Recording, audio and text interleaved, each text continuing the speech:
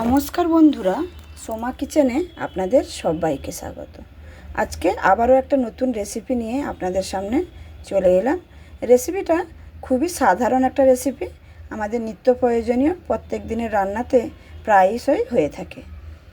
রেসিপিটা ভালো লাগলে অবশ্যই লাইক, শেয়ার, কমেন্ট এবং সাবস্ক্রাইব করে আমার পাশে থাকবেন।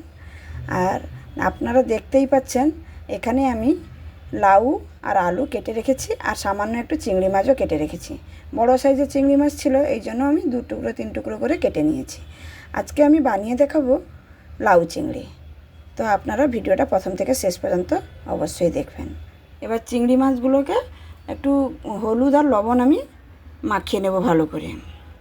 চিংড়ি মাছগুলো একটু বড় সাইজের ছিল বলে আমি ওটাকে 3 টুকরো 4 টুকরো করে সুন্দরভাবে কেটে নিয়েছিলাম।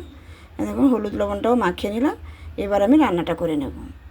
রান্না করে নেওয়ার জন্য দেখুন এখানে একটা কড়াই বসিয়ে নিয়েছি। প্রথমেই এবার কড়াইতে পরিমাণ মতন একটু তেল দিয়ে দিচ্ছি। তেলটা অলরেডি গরম হয়ে গেছে। এবার আমি ফোড়ন করে নিচ্ছি। প্রথমে দুটো শুকনো লঙ্কাকে আমি ছিঁড়ে দিয়ে দিয়েছি, আর সামান্য একটু জিরে। ভালো করে আমি তেলের সঙ্গে ভালো করে ভেজে নিচ্ছি যতক্ষণ না ফোড়ন থেকে একটা সুন্দর গন্ধ আসে। সুন্দর একটা গন্ধ বেরিয়ে এসছে। এবার আমি কেটে রাখা পেঁয়াজ আর 4টে চেরা কাঁচা লঙ্কা দিয়ে আমি ভালো করে পেঁয়াজটাকে কিন্তু এখন ভেজে নেব। এতটা সুন্দরভাবে এই লাউ চিংড়িতে পেঁয়াজটাকে সুন্দর লাল লাল করে কিন্তু ভাজতে হবে। যতটা সুন্দরভাবে পেঁয়াজটা ভাজা হবে ততটাই লাউ চিংড়ির স্বাদ আসবে। আমরা তো বিভিন্ন সময় বিভিন্ন রকমের রেসিপি বানিয়ে থাকি, কিন্তু রেসিপি বানানোর একটা সুন্দর প্রসেস থাকে। এই লাউ চিংড়িতে কী হয়, মশলাপাতি খুবই কম ব্যবহার হয়। সেই জন্য মশলাটাকে যেইটুকু মশলা ব্যবহার হবে সেটাকে সুন্দরভাবে ভেজে নিতে হবে। তারপরে দেখুন পেঁয়াজটা সুন্দর লাল লাল করে ভাজা হয়ে গেছিলো। তারপরে কেটে রাখা বড় সাইজের একটা টমেটো কেটে রেখেছিলাম, সেটাও দিয়ে দিলাম। এই টমেটোটা দিয়েও 2-4 বার নাড়াচাড়া করে নিচ্ছি। 2-4 বার নাড়াচাড়া করে নেওয়ার পরে টমেটোটা সুন্দরভাবে নরম হয়ে গেছে। এবার আমি দিয়ে দিলাম এই লাউ আর আলুগুলো যে ছোটো ছোটো টুকরো করে কেটে রেখেছি, সেই লাউ আর আলু দিয়ে ভালো করে এই পেঁয়াজ, টমেটো, শুকনো লঙ্কা সব কিছুর সঙ্গে মিক্স করে নিচ্ছি। এখানে আমি লাউটাকে ভালো করে নাড়াচাড়া করে নেওয়ার পরে সামান্য একটু বড়ি দিয়েছি। এটা বিউলি ডালের বড়ি। এই লাউ চিংড়িতে একটু বড়ি ব্যবহার করবেন, দেখবেন লাউ চিংড়ি খেতে কিন্তু অসাধারণ স্বাদের লাগে। আর আমি এখানে চিংড়ি মাছগুলো কিন্তু আগে থেকে কোনো ভাজিনি, এমনি লাউর সঙ্গেই আমি দিয়ে দিলাম। এরকম দিয়ে দিলে চিংড়ি মাছ তো অল্প সময় মানে খুবই কম ভাজতে লাগে, সেই জন্য সবজির সঙ্গে দিয়ে দিলেও কোনো অসুবিধা হবে না। চিংড়ি মাছটা দিয়ে ভালো করে মিক্স করে নিয়েছি। এবার আমি পরিমাণ মতন হলুদ আর লবণ আমি এখানে দিয়ে দেব। হলুদ আর লবণ দিয়ে ভালো করে এটা লাউ আর আলুটাকে ভালো করে মিক্স করে নিতে হবে, আর সুন্দরভাবে মিক্স করে নিতে হবে। এই লাউ চিংড়িতে কিন্তু কোনো মশলাপাতি বেশি লাগে না। আর এই জন্য লাউ তো আমাদের এমনিতেই স্বাস্থ্যকর একটা সবজি, আর এই সবজিতে বেশি কিছু মশলাপাতি লাগে না বলে সেটাও স্বাস্থ্যকর হয়ে ওঠে, এমনি রান্নার ক্ষেত্রেও স্বাস্থ্যকর হয়ে ওঠে। এবার আমি ভালো করে নাড়াচাড়া দিয়ে আমি ঢাকনা দিয়ে দিলাম। ঢাকনাটা এখানে আমি 5 মিনিট মতন দিয়ে রেখেছিলাম। তারপরে দেখুন আবার ঢাকনাটা আমি খুলে আরেকবার নাড়াচাড়া করে দিচ্ছি। এরকম বারবার ঢাকনা দিয়ে কিন্তু সবজিটাকে রান্না করে নিতে হবে। 1-2 বার নাড়াচাড়া করে নিতে হবে, আবার ঢাকনা দিয়ে দিতে হবে। দেখুন আমি আবার ঢাকনাটা দিয়ে দিলাম আবারও 5 মিনিটের জন্য। এবার দেখুন আবারও আমি ঢাকনাটা খুলে নিয়েছি, আর লাউ থেকে কতটা জল বেরিয়েছে। এই লাউর জলেই কিন্তু অনেকটাই লাউটা সেদ্ধ হয়ে যাবে। আমি আবারও নাড়াচাড়া করে দিলাম। এর উপরে দেখুন সামান্য একটু জিরে গুঁড়ো আমি ব্যবহার করলাম, জিরে গুঁড়ো দিয়ে দিলাম। এই লাউ চিংড়িতে একটু জিরে গুঁড়ো ব্যবহার করবেন, দেখবেন খুবই সুন্দর লাগে। আর দিলাম একটু ঝাল লঙ্কার গুঁড়ো, আর এখানে দিচ্ছি সামান্য একটু আদা বাটা।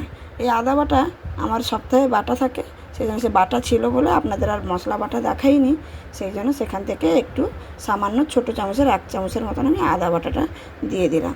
দিয়ে ভালো করে এটাকে নাড়াচাড়া করে মিক্স করে নেব। ভালো করে 2-4 বার নাড়াচাড়া করে ভালো করে আমি লাউটাকে যখন মিক্স করে নিলাম, ভালো করে মিক্স হয়ে যাওয়ার পরে এখানে আমি সামান্য একটু চিনি বা গুড়, আমি এখানে গুড়ের পাউডার ব্যবহার করেছি, আপনারা চিনি ব্যবহার করতে পারেন। লাউ তরকারিতে একটু চিনি ব্যবহার করলে তরকারির স্বাদটা কিন্তু দ্বিগুণ হয়ে যায়। সেই জন্য আমি এখানে একটু সামান্য গুড়ের পাউডার ব্যবহার করেছি, যে সেটা দিয়েও ভালো করে মিক্স করে নিচ্ছি। ভালো করে মিক্স করে নিলে এই মিষ্টিটাও সুন্দর লাউর মধ্যে ঢুকে যাবে। এবার আমি সামান্য, দেখুন একদম সামান্য মানে জল এখানে ব্যবহার করেছি, যতটুকু সেদ্ধ হতে আলু বাকি আছে বা লাউ একটু বাকি আছে সেইটুকু পরিমাণে বুঝে আমি জলটা ব্যবহার করলাম। আপনারাও সেই রকম বুঝে একটু জলটা ব্যবহার করবেন। আমি ভালো করে জল দিয়ে দেখুন এখানে আমি ঢাকা দিয়ে দিলাম। ঢাকনাটা আমি 5 মিনিটের মতন ঢেকে রেখেছিলাম। এবার আমি খুলে নিচ্ছি।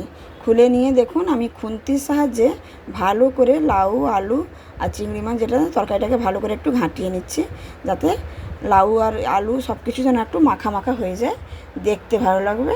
আমার এখানে প্রায় রান্না কমপ্লিট, একদম কমপ্লিট। এবার আমি নামানোর আগে দেখুন সামান্য একটু ধনেপাতা দিয়ে দিচ্ছি। এই লাউ তরকারিতে একটু ধনেপাতা খুবই ভালো লাগে।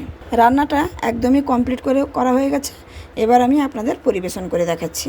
আমি এখানে একটা বাউলের মধ্যে রেসিপিটা পরিবেশন করছি। দেখুন কতটা সুন্দর হয়েছে। আর এই গরম ভাতের সঙ্গে যদি এরকম লাউ চিংড়ি থাকে, সত্যি প্রথম থালায় তো একদম এক থালা ভাত কিন্তু নিমিষে শেষ হয়ে যাবে।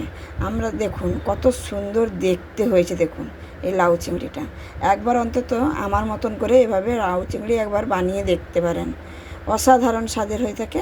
আর সত্যিকারে লাউ তো একটা উপকারী সবজি।